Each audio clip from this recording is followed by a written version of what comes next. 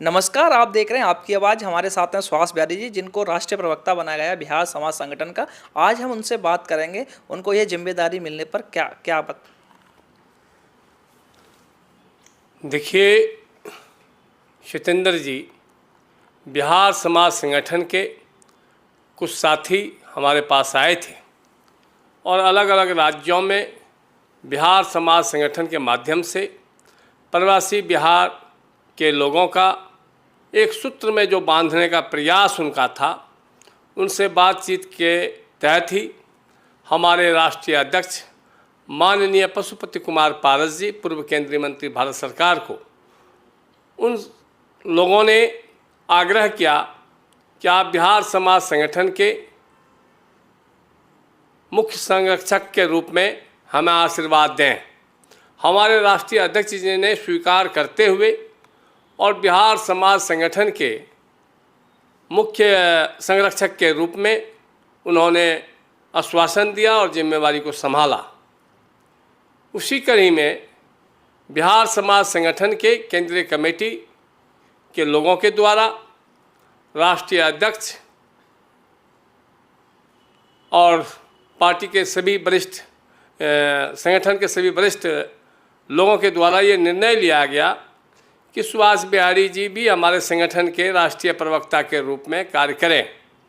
मैंने उनके आदेश का, उनकी भावनाओं का कद्र करते हुए मैंने स्वीकार किया और राष्ट्रीय प्रवक्ता की जो उन्होंने मुझे जिम्मेवारी दी है, उस जिम्मेवारी को निश्चित रूप से मैं दिल से निभाने का प्रयास करूंगा। उनके विश्वास को ठेस पहुंचने नहीं दूंगा और बिहार समाज संगठन से जुड़ने का जो मेरा मुख्य उद्देश्य है, मैं अपने नाम के आगे भी बिहारी लगाता हूं, बिहार का रहने वाला हूं और बिहार के लोगों को एक सूत्र में बांधने से जो हमारी बिहार की संस्कृति है, जो हमारे बिहार का संस्कार है, जो हमारे बिहार के लोग एक ही शहर में रहकर एक दूसरे से परिचित नहीं हैं, तो उन लोगों का बहुत अथक प्रयास है कि एक सूत्र में सबको बांधा जाए। हमारी जो संस्कृति है, हमारा जो धरोहर है, हमारा जो त्यौहार है, उन सभी की गरिमा को बचाए रखने के लिए यह संगठन बेहतर कार्य कर रही है और एक बहुत ही अच्छी सोच के साथ संगठन आगे बढ़ रही है। सुहास जी, जो बिहार समाज संगठन है और किन किन क्षेत्रों में काम करता है और कैसे काम करता है, ये बताइए।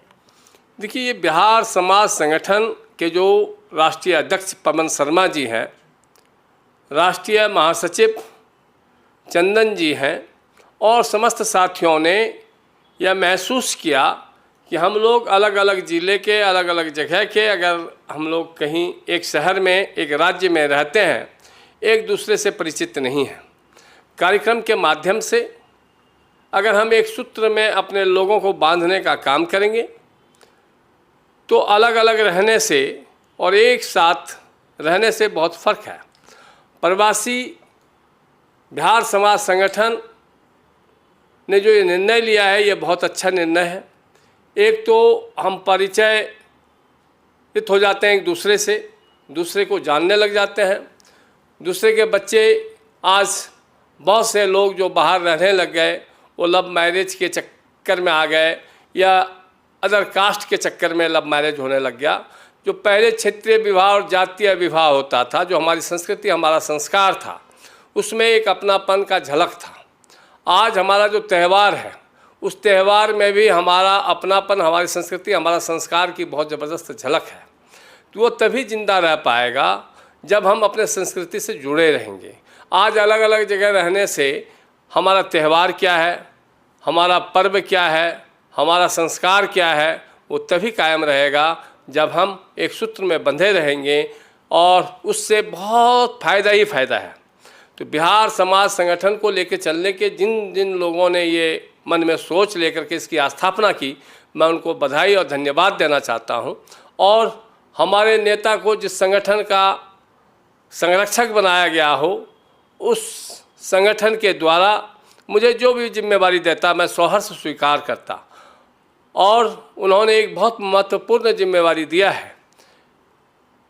समाज के राष्ट्रीय प्रवक्ता के रूप में निश्चित रूप से मैं उनके विश्वास पर खड़े उतरने का प्रयास करूंगा और बिहार समाज संगठन को, हमारी जो संस्कृति है, हमारा जो धरोहर है, हमारा जो संस्कार है, वो कैसे जिंदा रहे, उसमें हम काम करते हुए पूरे देश में, अलग अलग राज्य में और राज्य के अलग अलग शहर में इसकी यूनिट बना करके, और सभी लोग, हम लोग जहाँ भी रहें, हमारी संस्कृति और संस्कार जो है उसको ना भूलें। हमारा जो त्यौहार है उसको हम लोग ना भूलें। त्यौहार भी हमारी संस्कृति और संस्कार को जिंदा रखने के लिए एक बहुत महत्वपूर्ण है।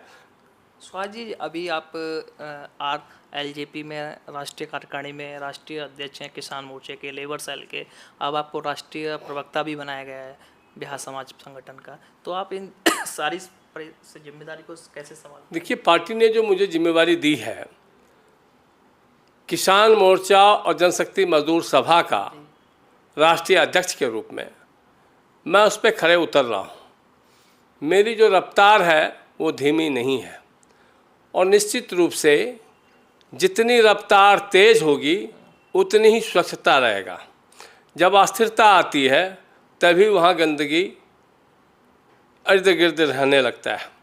तो निश्चित रूप से मैं एक साथ अलग अलग और भी जिम्मेवारी निभा रहा हूँ।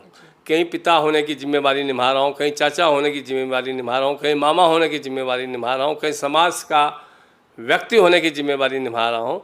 तो पार्टी की जिम्मेवारी के साथ साथ बिहार समाज संगठन की जो जिम्मेवारी मुझे मिली है, ये मेरी संस्कृति का जिम्मेवारी है, मेरे संस्कार की जिम्मेवारी है, मेरा धरोहर है। सुहास जी, ये संगठन है वो किन किन राज्यों में और काम कर रहा है अभी? देखिए, पवन शर्मा जी जो हमारे राष्ट्रीय अध्यक्ष हैं, और हमारे महासचिव चंदन जी जो हैं, और केंद्रीय कमेटी के जो भी साथी हैं, वो सभी साथी, अधिकांश लोग जयपुर में रहते हैं। लेकिन उनका प्रयास और उनका सोच है कि हम पूरे देश में अपने समाज को एक सूत्र में लेकर के चलने का काम करें, एक दूसरे से हम लोग परिचित हो सकें, एक दूसरे से दूसरे को हम जोड़ सकें। उनका बहुत ही बेहतर सोच और बहुत बेहतर प्रयास है। उस सोच और प्रयास को हम आगे बढ़ाने में अगर एक प्रवक्ता के रूप में उनके काम आ सकते हैं और उनके सोच को आगे लेकर के जा सकते हैं, पूरे देश में हर राज्य और हर कस्बे में मैं इस समाज को जोड़ सकता हूं, तो मैं अपने आप को धन्य समझूंगा।